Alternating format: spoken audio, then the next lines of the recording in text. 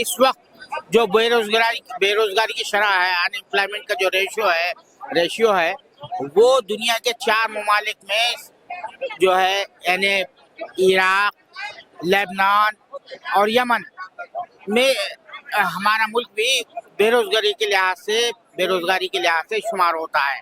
यानी यहाँ पर तकरीबन जो है 23% जो है की शरह के हिसाब से बेरोजगारी है। ये इसने जो है नौजवान तबके को बड़ा मुतनफ़र कर दिया है। नौजवान तबका बड़ा गम गुस्से का शिकार है। जो पार्लियामेंट में जो वाक़या पेश आया था, वो नौजवान क्या कह रहे थे कि हम बेरोजगारी से परेशान हैं, हमने इतनी बड़ी बड़ी डिग्री हासिल की है, उसके बावजूद भी हमें जो है नौकरी नहीं मिल रही है, मुलाजिमत नहीं मिल रही है। कोई जो है इलेक्ट्रिक का ऑटो रिक्शा चला रहा है, कोई कुछ काम कर रहा था, कोई मजदूरी कर रहा था।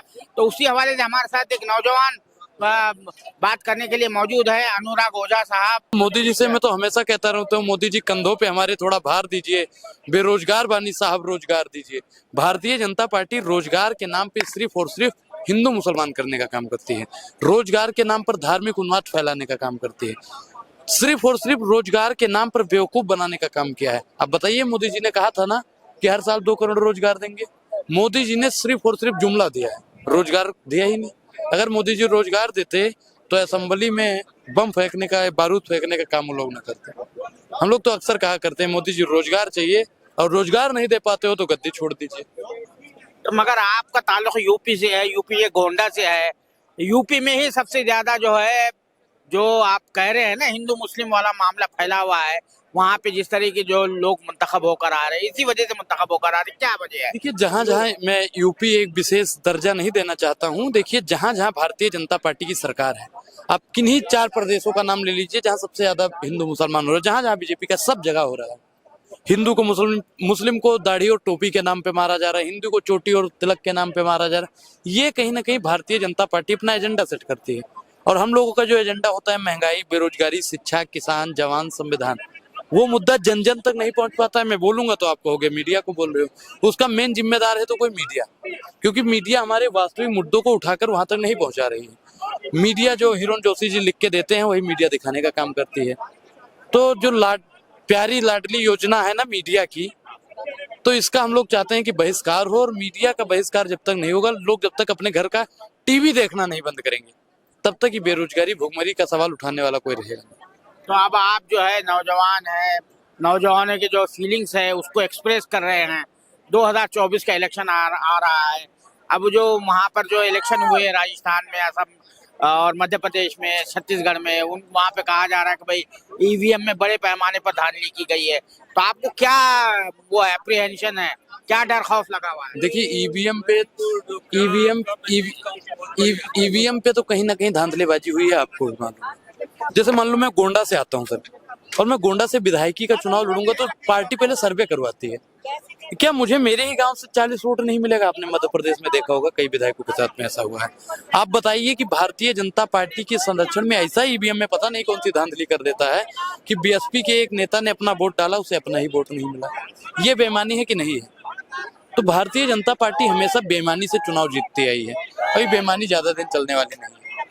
अच्छा, ये आप गोंडा से ताल्लुक रखते हैं, ब्रिजभूषण जी जो है वो वहीं से ताल्लुक रखते हैं, तो क्या है, क्या मामला है वहाँ पर? देखिए, वो ब्रिजभूषण जी का मामला कोर्ट में चला गया है, मैं उस पर कोई हस्तक्षेप नहीं करना चाहता हूँ। अब वो जो कोर्ट करेगा हम उसे स्वीकार करते हैं। तो आप नौजवानों को आप किस तरह से कनेक्ट करेंगे? आप जो बात बता रहे हैं, जो मसला है, देखिए, हमारी बात आप लोग पहुंचा रहे हैं। मैं बोलता हूँ, महंगाई है, बेरोजगारी है, किसान आए दिन आत्महत्या कर रहा है, महिलाओं का आए दिन शोषण हो रहा है। आप लोग हमारी बात को उठा रहे हैं, इससे और बेहतर हमें क्या चाहिए? प्रधानमंत्री नरेंद्र मोदी जी सदन से तो भाग चुके हैं, अब भगौड़ों का, लतखोरों का देश में अब जरूरत नहीं है। लेकिन लोग तो कहते हैं, वो जो हमारे डिप्टी चेयरमैन साहब है, जयदीप धनखड़ साहब, उनको तो योग पुरुष कहा था, कोई भगवान कहता है मोदी जी को। देखिए, जब वो एक उपराष्ट्रपति पद की गरिमा होती है, जब कोई व्यक्ति अपनी गरिमा को लांघ जाए, तब उसकी मिमिक्री होती है। आज उनको दिक्कत हो रही है कि हमारी मिमिक्री हो रही है, जाट समाज की मिमिक्री हो रही है। मैं धनखड़ साहब से पूछना चाहता हूँ, तमाम मीडिया के बंधुओं से पूछना चाहता हूँ जो कह रहे हैं कि जाट समाज का अपमान हुआ है, तो जो किसान धरने पर बैठा था वो जाट समाज से नहीं था क्या? 750 से ज्यादा किसानों ने शहादत दी, क्या वो जाट समाज से नहीं था क्या?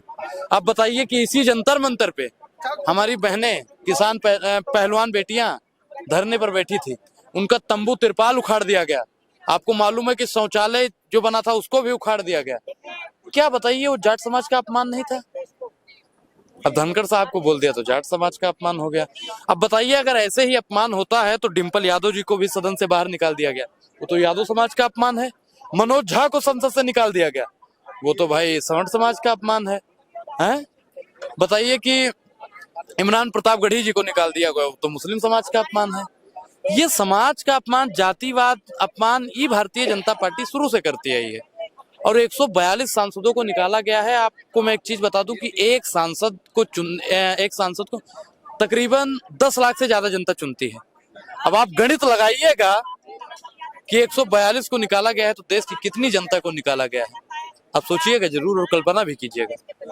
तो अब ये जो है ना, मोदी साहब को जो है योग पुरुष, कोई भगवान कह रहा है, तो ये इस तरह की जो मैं नहीं मानता। अरे वो भगवान का, कौन से भगवान का रूप है भाई मोदी?